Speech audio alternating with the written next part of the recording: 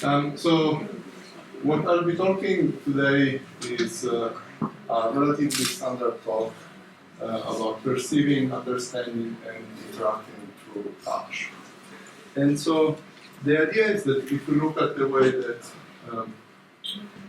sort of a humanoid robot has been working, we can watch a little bit of this video. Basically, robots and teams that spend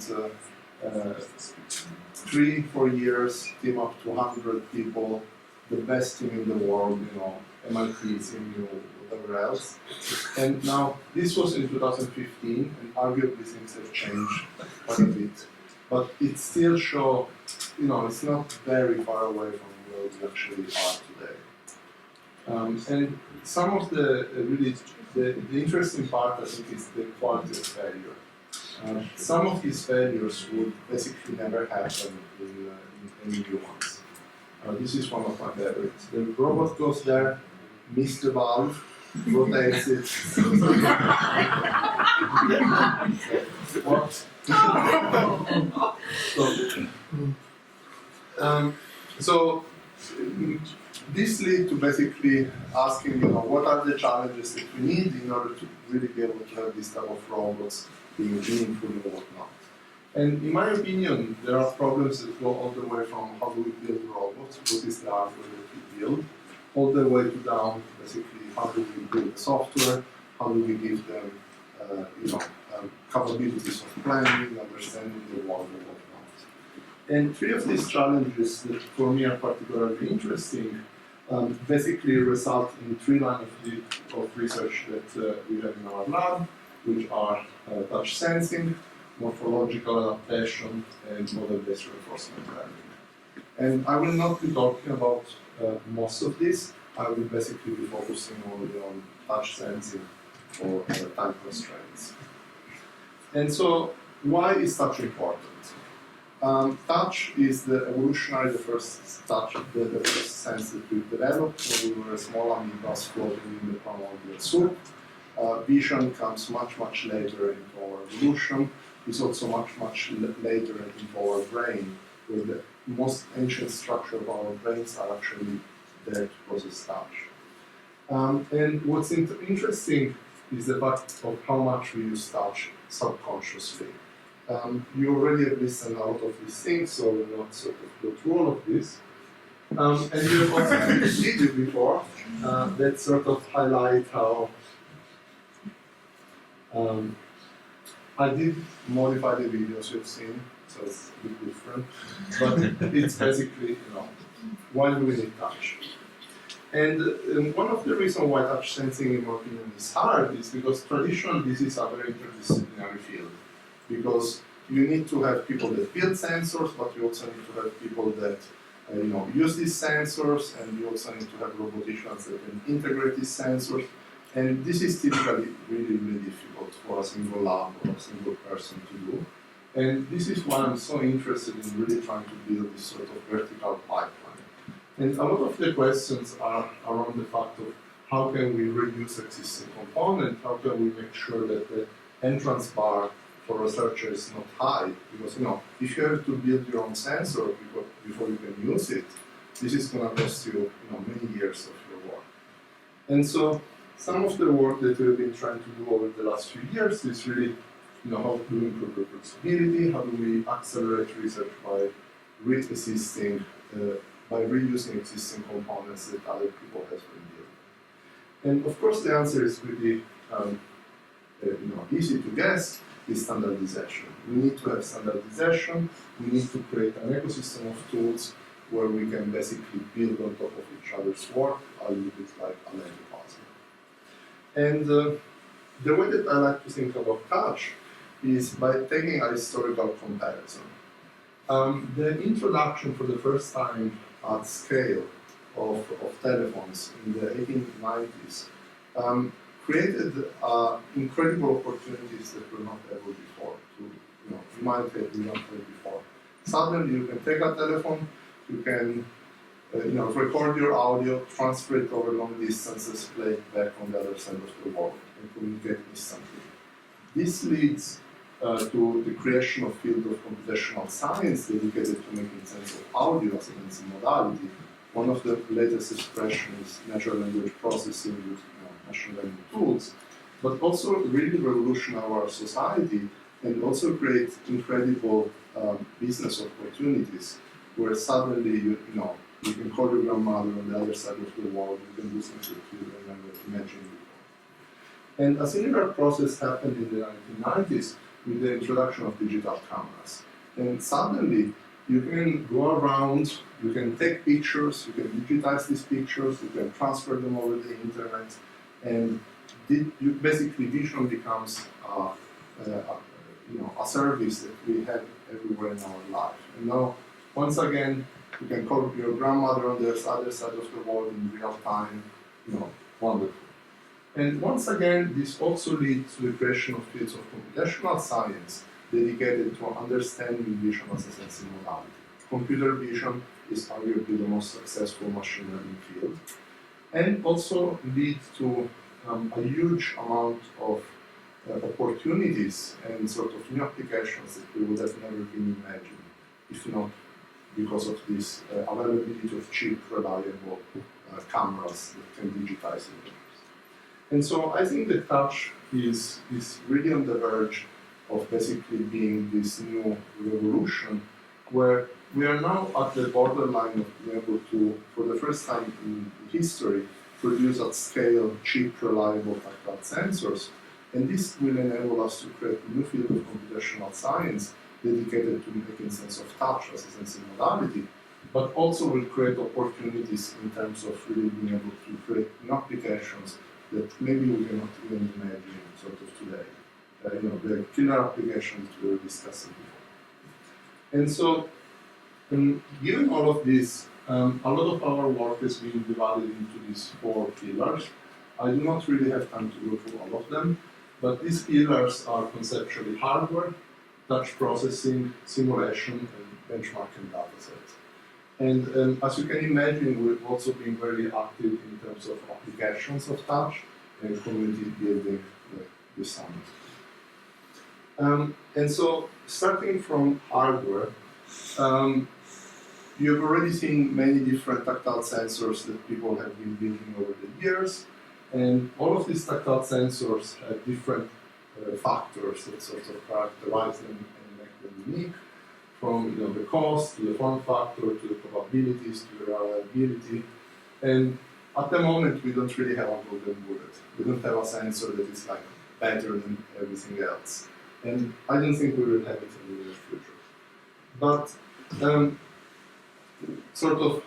our very small contribution has been focusing on vision-based tactile sensors. This is a technology that was originally invented in 1963 at MIT, was then reinvented in 82, in 84, 88, and its most recent, 2004, 2009, and most recently that Addison from MIT basically repopularized this technology. And fundamentally the idea is that we have this camera, we have structured light being projected onto an elastomer, and the camera will record changes in color cues of how the structured light is reflected whenever this elastomer deforms. Now, our first small contribution to this field was the open sourcing and the design of Digit. Digit was the first mass manufacturable high-resolution vision-based tactile sensor.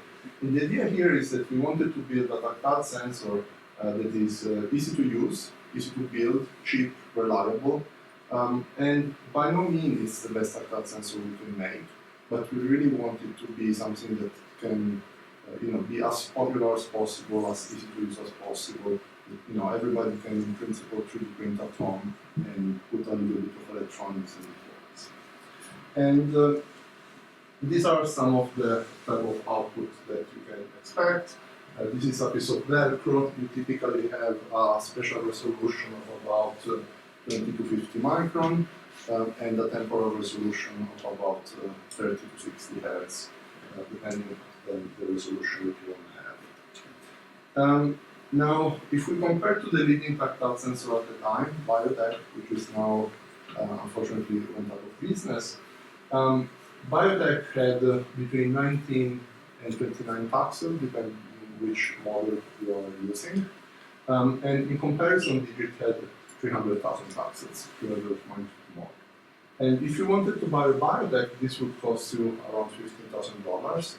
While in principle, you can buy a Digit, well, you can build a Digit in principle for about $15 plus manpower. And Digit is actually open source, so in principle, anybody can basically build it. Now, we were very happy because many universities were able to replicate Digit, build Digit, but also, even then, building a sensor is not trivial for somebody who's maybe a computer vision person or maybe is not interested in hardware. And so, one of our greatest achievements from my point of view was to partner with JetSight, the company, the startup, and we basically gifted them the right to produce and sell these sensors. So we can just go out and sell these things without having to pay any royalty or without having to basically, basically trying to sell us lower cost possible. And online, they now recently raised their price. It's $350.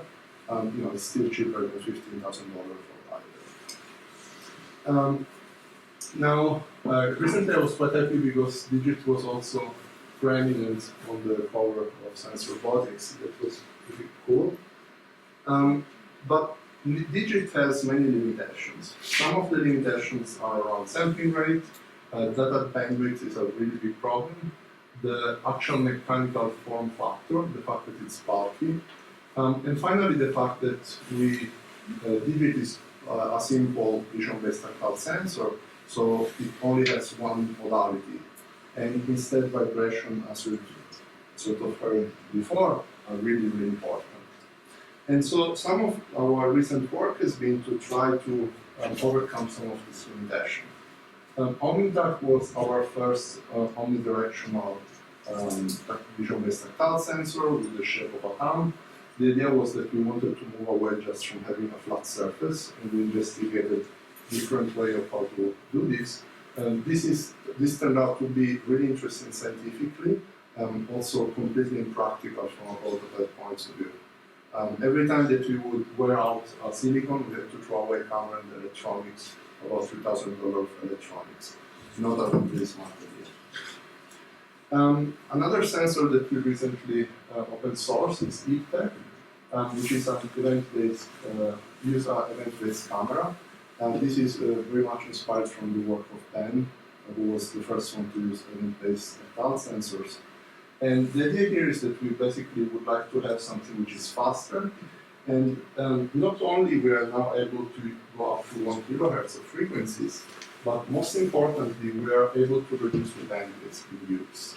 So compared to a Digit sensor or equivalent vision-based tactile sensors, we can basically now use only 1.7% over an entire trajectory of the amount of data.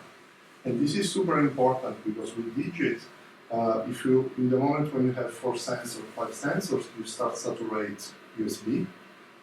With the Digit 360, I'll show you in a second, with 2 sensors, you saturate USB 3. And do you really need to transmit 20 megabits of seconds per data? Well, if nothing is happening, maybe we don't. And so this is potentially a way of how we can reduce bandwidth and allow now to have hundreds of sensors sort of working in parallel. The Digit Pinky was our first attempt to build a smaller form factor. This is 1.5 centimeter in diameter. And the idea here is that we exploit the use of fiber optics so that we can remove the transducer, so that the transducer and the electronics is not inside the sensor itself, but we basically use fiber optics to look at what's happening inside and to move lights inside, but all the actual electronics is far away. And this is not particularly useful if you are thinking about hands. There are mechanical limitations on the curvature of the optic fibers, for example. But it's really, really nice things if you're thinking about mechanical applications, where you want to be able to use this, for example, with one of these, in principle, any of these intuitive robots that do surgical operations. And this is an example of a prostate that was removed from a patient in Stanford. And within 20 minutes of when this was removed, we were actually able to palpate, and we were able, through the use of machine learning model, to basically learn how to differentiate between cancer and no-cancer tissue with a very high accuracy. I do not have any claim that this is a medically proved study. Medicals have very strict rules, but this is sort of a hint that we are able to detect enough difference in material that this might one day actually be useful in real world. And recently, Robin, who's sitting there, has been working on the design of our PP 2.0, which is only 8 millimeter in diameter. And we are currently running tests with, it can actually be mounted in the Da Vinci, and we are currently running tests on different types of real tissue in collaboration with the National Cancer Research Institute in Dresden. Finally, the last sensor I will show you today is the Digit360. This is a sensor that we started developing before Digit was out. So we started in 2020, and we basically finished the design of this guy in 2022. Now, here, the most important aspect is not so much the omnidirectionality. This is fairly straightforward, and the tactic from Sean that we saw earlier in the week, that was really, really inspiring to us in terms of sort of how to do omnidirectionality. But what's really interesting, I think, about the Digit360 is the fact that it's multimodal. So we now have 16 different types of sensors inside the Digit360, where we can capture vibrations up to 9 kilohertz. We have IMUs, so we can capture sorts of pulse and oscillations and whatnot. We have even a smell sensor, so we can actually smell the air around the sensor and look what chemicals we have, with the idea that maybe if you have something that is full of oil, you're able to recognize all these things is going to be slippery before you touch it. And so the idea was basically to build the best possible sensor that we can build with all the modalities we can possibly pack inside a sensor, so that we can now go and basically look at which one of these modalities do we actually need, which of these modalities do we actually care. Do we really care about having a 4K image coming from the vision part at 240 Hz, or maybe we can go much lower resolution, maybe we can go much lower frequency and whatnot. And in addition to all of this, we also have an AGI neural network accelerator on device, so that we can actually process data locally and only transfer things that are important as an alternative to basically do event-based in hardware. We can basically do now event-based in software. Just to give you an example of spatial and resolution, in terms of normal force resolution, but it's similar also for shear force resolution. Humans were here, Digit was roughly here, and Digit360 is about 2 orders of magnitude better in spatial resolution and force resolution that human skin fingertip is. So we can go down to roughly 1.3 millinewtons and roughly 7 microns of resolution. Sorry, yes? What do you mean when you say the resolution of force is 0.01? Because most force sensor do not have that precision. So how can you say that this was force resolution? Yes, it was actually extremely hard to measure this exactly because initially we were using photog sensor to measure, and we were basically below the error noise of the fork sensor. So we had to really look into how to measure this accurately. It took us close to 1.5 years to actually be able to find a good way to measure the spatial and force resolution. At the end, we had to, for the spatial resolution, we actually had to go to Roland Benowitz and do microindentation tests, which was really, really, difficult.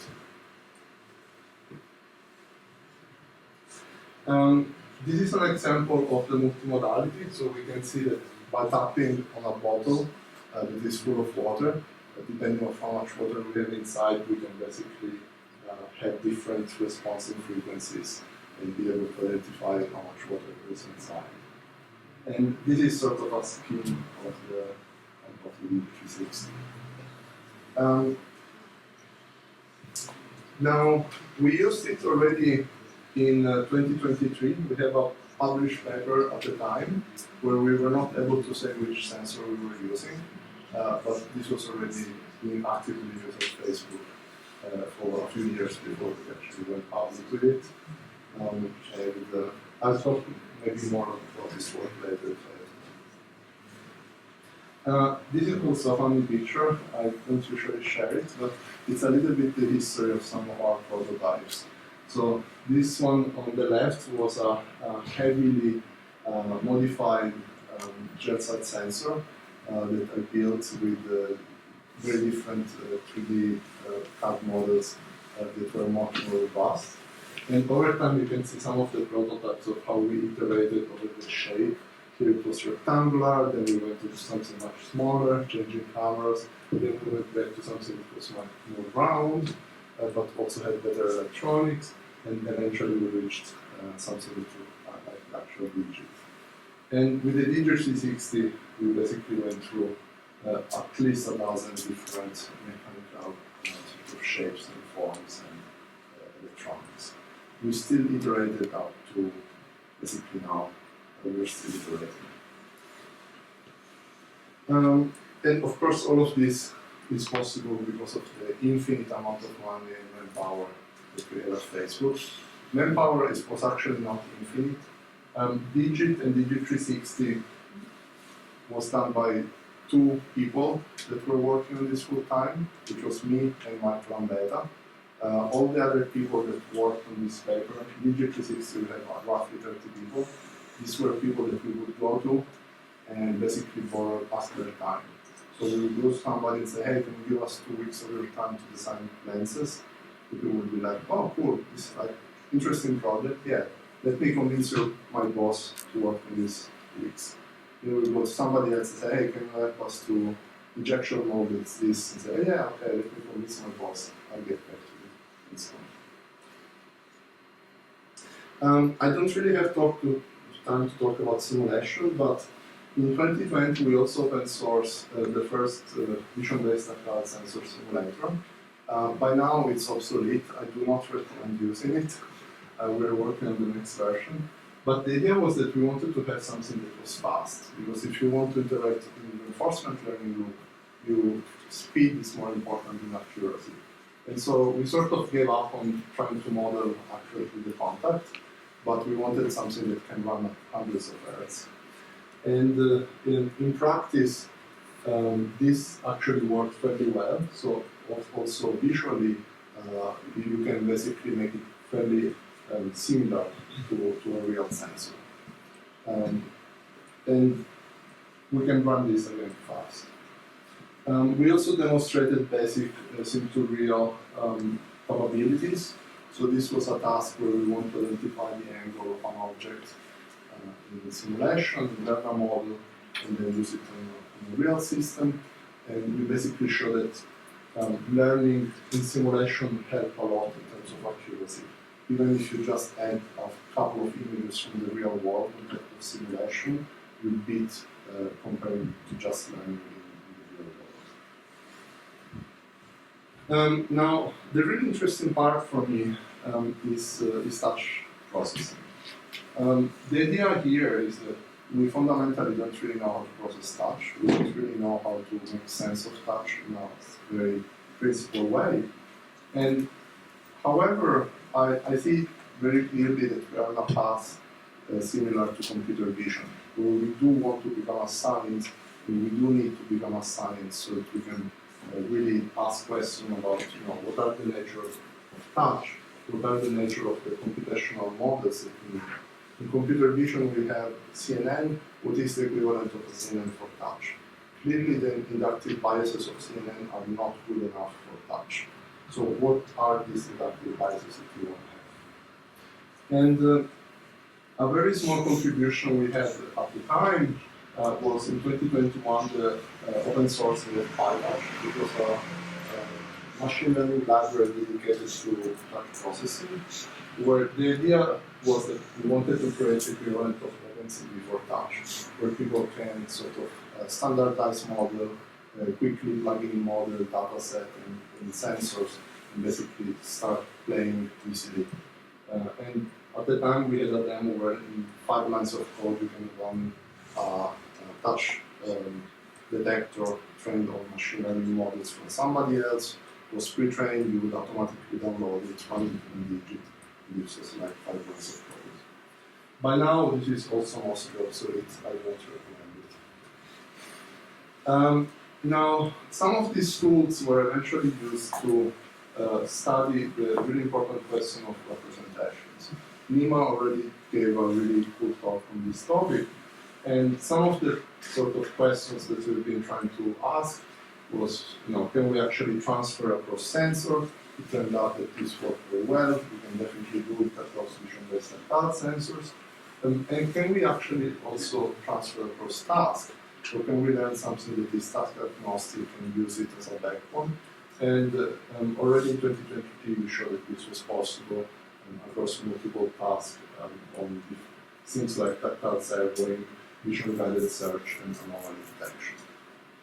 More recently, we also started investigating how can we put together touch and language, because eventually we would like to be able to give semantic attributes to touch. So in this work, we show that we can basically have systems where we present images of touch and ask, how does this feel like? And the answer that we get out are pretty reasonable. Say, oh, this feels soft and flaky and whatever else. Now, one of our most recent work, which was done from a master's student in our lab, and is currently under review, is dynamic illumination. This is a really, really interesting mathematical problem, and this is what the demo I had prepared for you, so I'll try maybe to run just to show you. But fundamentally, the problem is that whenever we run, we have a vision-based tactile sensor. What we typically do is that we design, during the design phase, we basically select what are the positions, the orientations, and colors of the lights. And this is extremely a stupid idea. Of course, we have done this many times, but already when we were designing digit, we already knew that this was a bad idea. And so one of the things that we did in digits was to,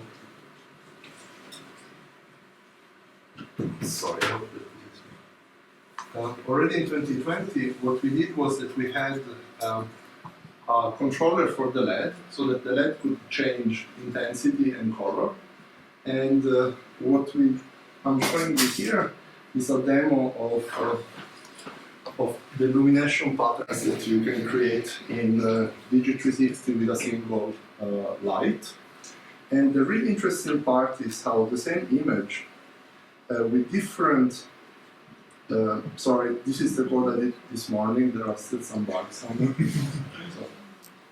But you can basically see how the same pattern, I'm keeping it still, with different illumination change very, very different. It gives you very different feeling of what's good and what's not. And the reason is because the optimal illumination pattern is actually dependent on the object that you're touching in this texture. And so what we basically start investigating in this paper behind me is how can we now take multiple images and combine them together to basically have a single reading which is higher quality. And mathematically this is a beautiful problem, and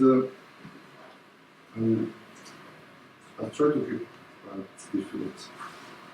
Look at this. Okay, I'll turn it off. I'll run it a bit later. And so we basically investigate different illumination patterns in the digit, how to put them together, and especially what function to use to put them together. And just a very short, these are not the final results. The final results are with over 100 different objects and texture. This is some preliminary results with only 9, but qualitatively the results are the same. What we show is that we can basically improve upon sharpness, contrast, and difference with background, which is basically an indicator of the bandwidth of the sensor, just by taking multiple images and putting them together. And this was very much inspired by what people do with face imaging in microscope. So Laura Weller at Berkeley, she has an amazing work where they do fairly related things in this case of microscope at very different scales. Which one do I have? Okay, 1 minute.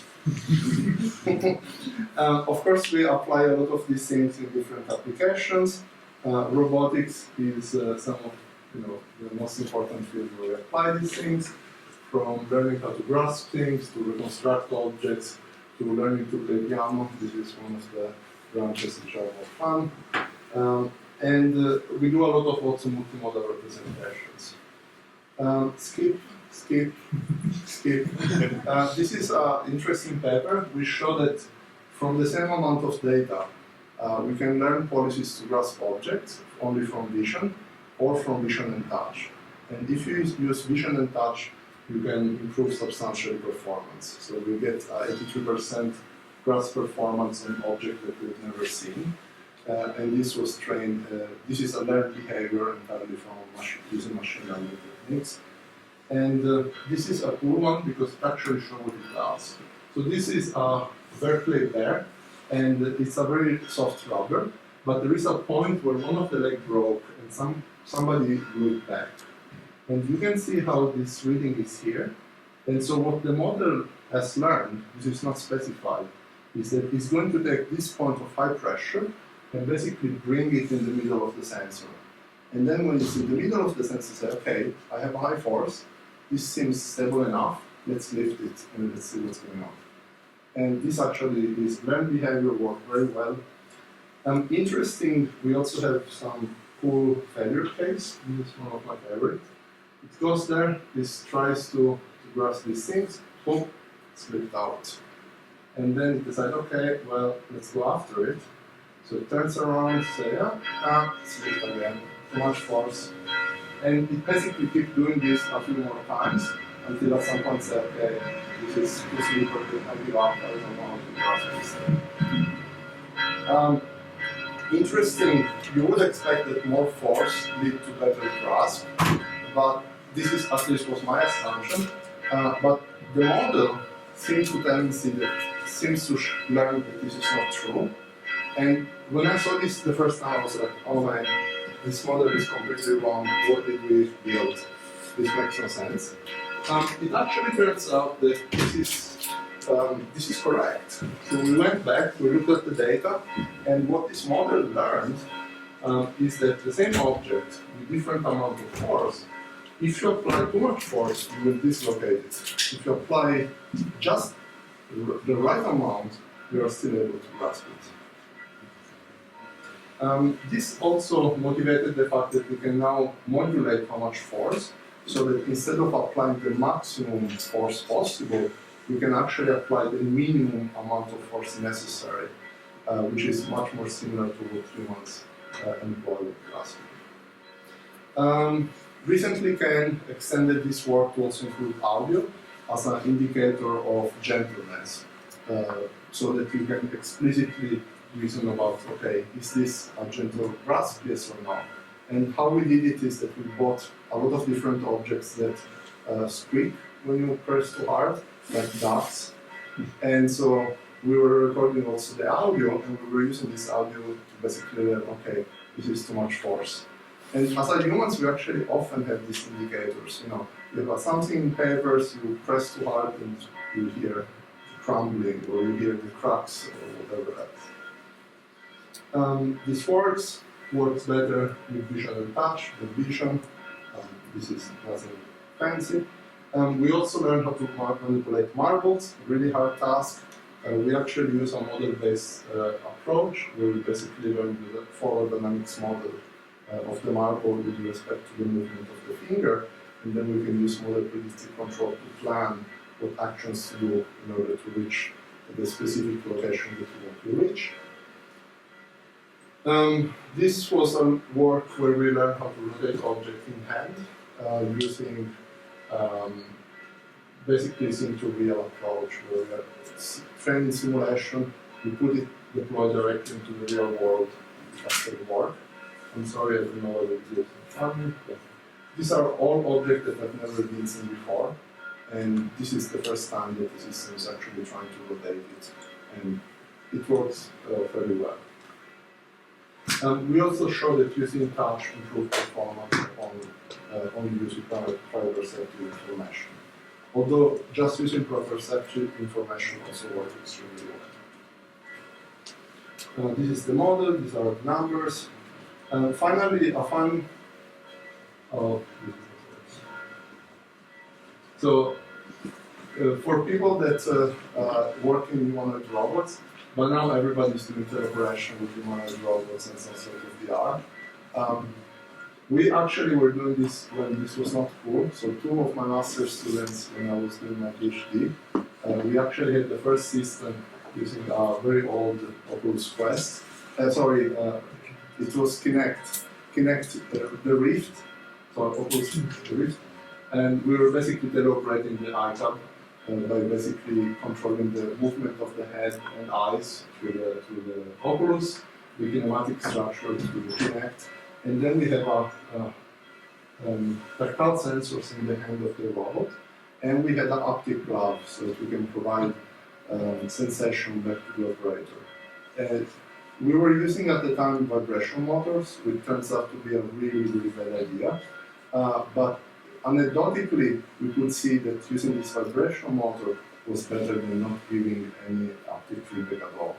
And so people were able to learn how to basically manipulate objects and also stack different glasses within half an hour of just playing with this thing. All right, to conclude, this work would have not been possible without many, many collaborators over the year. This is just a subset of the one before I moved to Dresden.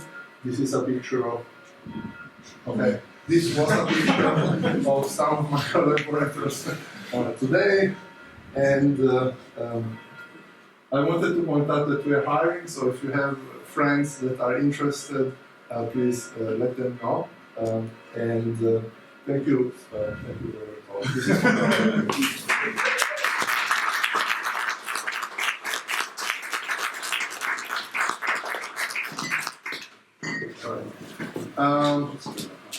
maybe one question and then lunch.